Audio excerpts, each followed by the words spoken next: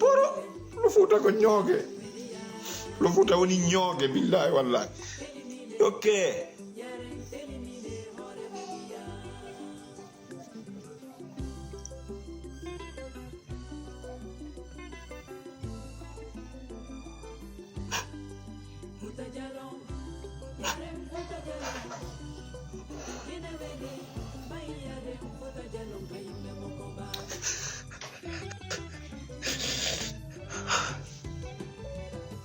Jokke nani sempe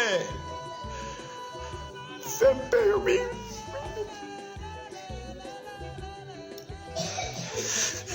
io noto de mboƴƴine dole fempe duuɓi ɗon noddede yimɓe fof sagiɓe ɓe anda ko faala barke mari ɗon mari barki o noon ɗon mari barki ayɓe ɓen hayɓe suudaki foppiɓe feññini heyde jogodire moƴƴina dole mum rawaɗo ɓene doga ɓere dokke wulaɓe ɓe raɗo tollakine guite mo dammi mi ara mi wola e ɗengal fassa fulfulde laaɓungal ngal muynuɗo ƴetton men mbareji buppa wolli soir si yeppet honɗum wawɗon honɗum marɗon yimɓe carte yimɓe taxi yimɓe pooti no gaynɗo e hino fof no e kene 2010 ko ɗo niɗɗanora lo visionnaire la maréchal Morsori are eɓɓindoɗen jogodiren yeyi koɓe huwata en kon ɗo habbe tu ɗo wonami woli Souleymane Condé la l'histoire la 3 ko e moƴƴini kon fof no hen tigoy non laaɓi poy mi wi et puis vous nous prenez comme des cons kono woni con bête et mouton sauvage kadi ɓe naada e noon yite mon ko arata ɗo ko lutti kon yimɓe jaasuɓe